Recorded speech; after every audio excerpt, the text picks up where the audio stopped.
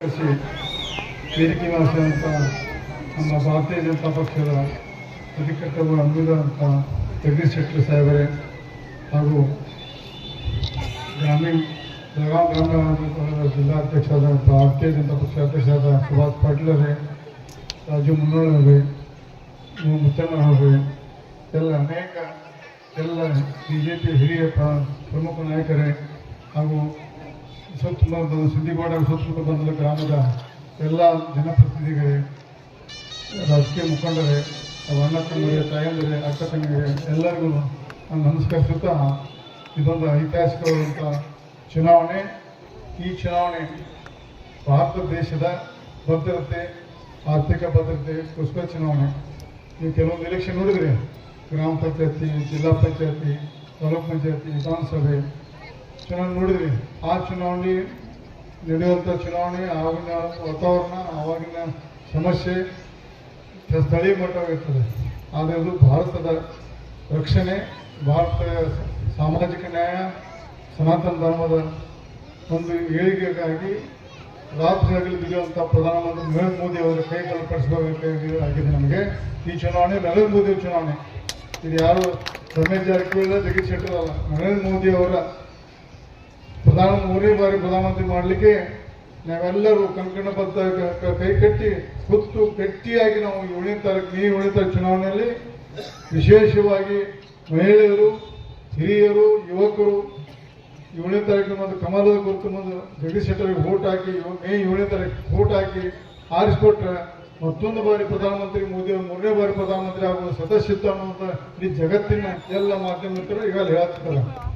ಯಾಕಂದ್ರೆ 400ಕ್ಕಿಂತ ಸೀಟ್ ಹೆಚ್ಚು ಗೊತ್ತಾಗ ಅನ್ನುವಂಥ ಸಭೆ ಮುಖಾಂತರ ಹೇಳಿದರೆ, ಅದು ಆದರೆ ಎಷ್ಟೇ ಇರಲಿ ನಾವು ಅತಿ ಆತ್ಮವಿಶ್ವಾಸ ಮಾಡೋಕ್ಕಿಂತ ಹೆಚ್ಚು ನಾವೆಲ್ಲರೂ ಪ್ರತಿಯೊಬ್ಬರು ಅವತ್ತು ರೈತರು ಮತ್ತು ಎಲ್ಲ ಹೆಣ್ಣು ಮಕ್ಕಳು ಮೊದಲು ವೋಟ್ ಹಾಕಿ ತಾವು ಕೆಲಸಕ್ಕೆ ಹೋಗ್ಬೇಕಂತ ಕೈ ಮನೆ ಮಾಡ್ತೇನೆ. ತಮಗೆ ವಿಶೇಷವಾಗಿ ನರೇಂದ್ರ ಮೋದಿ ಅವರ ವ್ಯಕ್ತಿತ್ವ ಬರೀ ಭಾರತ ದೇಶ ಸೀಮಿತ ಅಲ್ಲ, ಈ ಜಗತ್ತಿನಂಥ ಪ್ರತಿ ದೇಶದಲ್ಲಿ ಮೋದಿಯವರ ಒಂದು ಗಟ್ಟಿಯಾದ ಆಡಳಿತ ನಿರ್ಮಾಣ ನಡೆದಂಥ ದೇಶದಲ್ಲಿ ಭಾರತ ದೇಶ 140 ಕೋಟಿ ಜನರ ಒಂದು ಅತಿ ವಿಶ್ವಾಸ ಗಳಿಸಿ ಪ್ರತಿಯೊಬ್ಬರ ಮನಸ್ಸು ಗೆದ್ದು, ಹೃದಯ ಗೆದ್ದು, ಯಾಕಂದ್ರೆ 10 ವರ್ಷ ಅವರು ಪ್ರಧಾನಮಂತ್ರಿ ಆಗಿ 15ನೇ ವರ್ಷ ಇನ್ನು ಬರುವ 5 ವರ್ಷ ಪ್ರೈಮ್ ಮಿನಿಸ್ಟರ್ ಹಾಕೊಂಡ್ರಲ್ಲ, ಒಬ್ಬ ದೇಶದಲ್ಲಿ ಅವ್ರ ವಿರುದ್ಧವಾಗಿ ಒಂದು ಸಮಸ್ಯೆ ಅಲ್ಲ.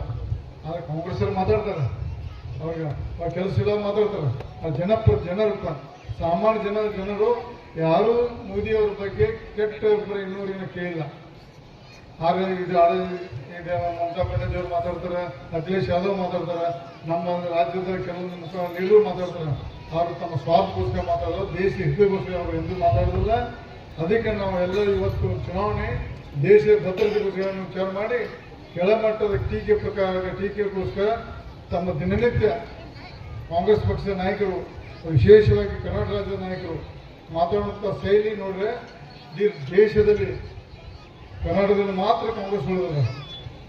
ಅದು ದೇಶದಲ್ಲಿ ಕಳೆದ 2 ಚುನಾವಣೆ ಬಂದಂಥ ಸೀಟು 40ರಿಂದ 45, ಈಗ 50ರೊಳಗೆ ಬರ್ತಾಯಿತ್ತು. 3ನೇ ಬಾರಿ 50ರೊಳಗೆ ಬರ್ತಾವೆ.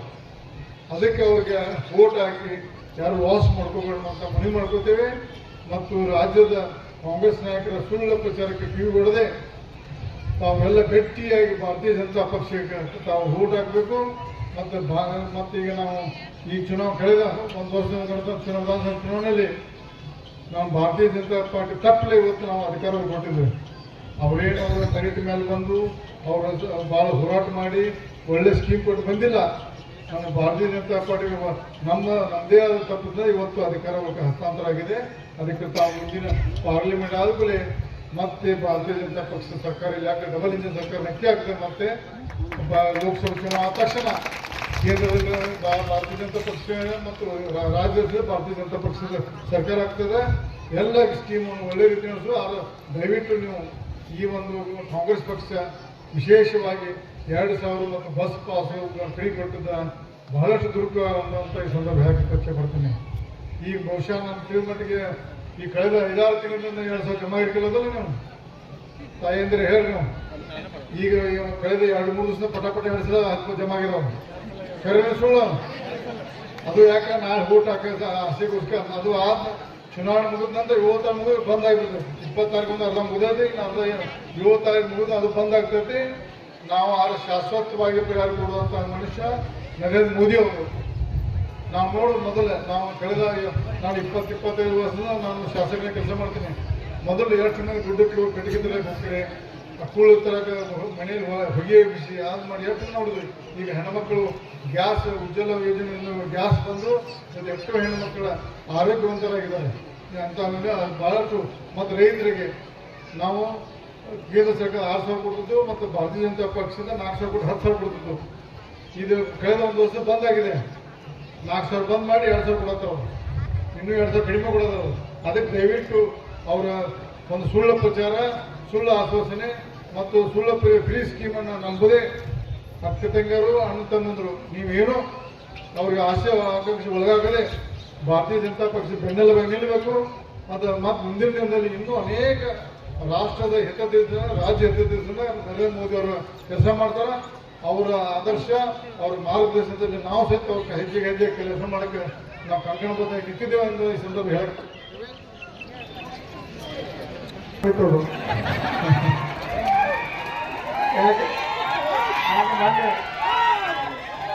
ಕಳೆದ ಒಂದು ನಮ್ಮ ಖಾಸಗಿಯಾಗಿ ಮಾತಾಡುವಾಗ ನಾನು ಮಾತಾಡಿದ್ದೆ.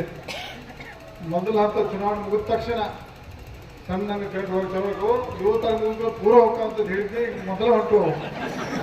ಯಾಕಪ್ಪ ಅಂದ್ರೆ ಯಾವುದೇ ರಾಜ್ಯ ನನ್ನೇ ಮುಖ್ಯಮಂತ್ರಿ ಮಾಡ್ರು ಫ್ರೀ ಸ್ಕೀಮ್ ಕೊಟ್ಟು ನಡೆಸೋಕೆ ರಾಜ್ಯ ಸಾಧ್ಯ ಇಲ್ಲ.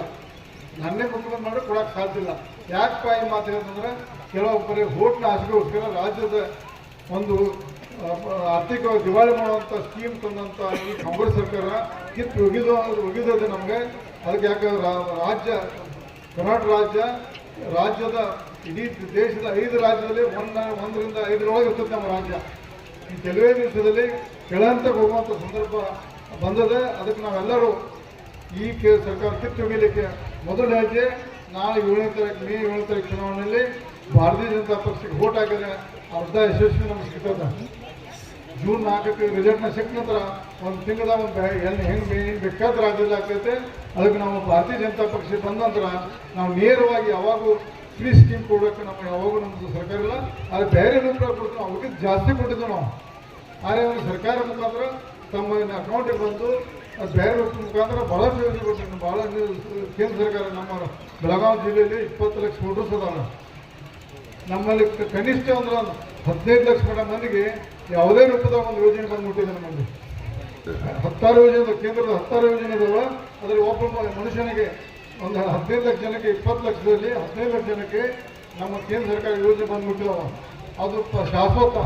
ಅದು ಈ ರಾಜ್ಯ ಸರ್ಕಾರ ಟೆಲಿವಿಷನ್ನಲ್ಲಿ ಬಂದಾಗುವ ಸ್ಕೀಮು. ನಮ್ಮ ಬೇಡ ತಾಯಂದರೆ ದಯವಿಟ್ಟು ನೀವೆಲ್ಲ ಗಟ್ಟಿಯಾಗಿ ಭಾರತೀಯ ಜನತಾ ಪಾರ್ಟಿ ವೋಟ್ ಹಾಕಿ ಜಗದೀಶ್ ಶೆಟ್ಟರ್ ಆರಿಸ್ಕೊಡ್ರಿ. ಮತ್ತು ಜಗದೀಶ್ ಶೆಟ್ಟರ್ ಅವರು 100ಕ್ಕೆ 100 ಕೇಂದ್ರ ಮಂತ್ರಿ ಆಗುವಂಥ 100ಕ್ಕೆ 100 ಸದಸ್ಯರ. ಯಾಕಪ್ಪ ಅಂದ್ರೆ ಅವರು ಸೀನಿಯರ್ ಅದರ ರಾಜ್ಯದ ಮುಖ್ಯಮಂತ್ರಿ, ವಿರೋಧ ಪಕ್ಷ ನಾಯಕರು ಎಲ್ಲದರಲ್ಲಿ ಆಡಳಿತ ನಡೆಸಿ ಅವರಿಗೆ ಅನುಭವ ಇದೆ. ಕಾಂಗ್ರೆಸ್ ಪಕ್ಷದ ಅನುಭವ ಆ ಹುಡುಗ ನೋಡಿದ್ರಿ ನೀವು, ಎಷ್ಟು ಸಣ್ಣ ಎಷ್ಟು ದೊಡ್ಡವನು ಎಷ್ಟು ಇಷ್ಟು ನೋಡಿದ್ರಿ ನೀವು. ಅವ್ರ ಅನುಭವ ಒಂದ ಅವರು ಮಂತ್ರಿಗಳು ಕಲ್ಪನೆ ಮಾತಾಡೋದ್ರಿಂದ ಬೇರೆ ಏನೂ ಲೈಕೆ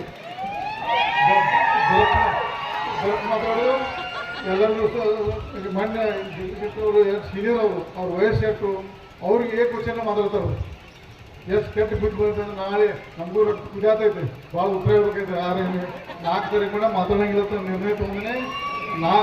ಜೂನ್ 4 ಆದ ನಂತರ ಎಲ್ಲವನ್ನು ತೊಳಿದೈತೆ. ಪ್ರಶ್ನೆ ಮಾಡಿ 5ನೇ ತಾರೀಕು ನಂತರ ನಾವು ಅವರೆಲ್ಲ ಆಗುಗಳನ್ನು ಅವ್ರು ಮಾಡಿದಂಥ ದುರಾಡಳಿತ, ಅವ್ರು ಲೂಟ್ ಮಾಡಿದಂಥ ಎಲ್ಲ ಒಂದು ಪತ್ರಿಕಾಗೋಷ್ಠಿ ಮಾಡಿ ಎಲ್ಲ ತಿಳಿಸೋದಕ್ಕೆ. ಅಷ್ಟ್ರೊಳಗೆ ಅವ್ರ ಮಾಜಿನಗರು ಯಾಕೆ ಅವ್ರು lottery Mantri, lottery M L A ಅವರು. ಯಾಕಂದ್ರೆ ಅವರೇನೆ ಕಷ್ಟಪಟ್ಟ ಎಮ್ ಎಲ್ ಎ ಇಲ್ಲ, ಕಷ್ಟಪಟ್ಟ ಮಂತ್ರಿ ಆಗಿಲ್ಲ. ಅವ್ರು ಹೆಂಗೆ ಮಂತ್ರಿ ಆಗಿ ಜಗಜ್ಜಾರದ. ಅದಕ್ಕೆ ದಯವಿಟ್ಟು ಬರುವ ಚುನಾವಣೆ 7ನೇ ತಾರೀಕು ಭಾರತೀಯ ಜನತಾ ಪಾರ್ಟಿ ವೋಟ್ ಹಾಕಿ ಜಗದೀಶ್ ಶೆಟ್ಟರ್ ಆರಿಸಿಕೊಟ್ಟು ಮೋದಿಯವರು ಕೈ ಬಲಪಡಿಸಬೇಕು. ಮೋದಿ ಮಂತ್ರಿಮಂಡಲದಲ್ಲಿ ಒಳ್ಳೆಯ ಮಂತ್ರಿಯಾಗಿ ಬೆಳಗಾವಿ ಜಿಲ್ಲೆ, ವಿಶೇಷವಾಗಿ ಬೆಳಗಾವಿ ಲೋಕಸಭೆ, ಬೆಳಗಾವಿ ಜಿಲ್ಲೆಗೆ ಒಳ್ಳೆಯದಾಗಿ ನೀರಾವರಿ ಇರ್ಬೋದು ಎಲ್ಲ ಸ್ಕೀಮನ್ನು ಮಾಡ್ತಾರೆ. ಅವ್ರು ಕೈ ಬಲಪಡಿಸಿ ಭಾರತೀಯ ಜನತಾ ವೋಟ್ ಹಾಕಿ ಆರಿಸ್ಕೊಡೋದು ಹೇಳಿ ನನ್ನ ಮಾತು ಮುಗಿಸ್ತೇನೆ. ಜೈ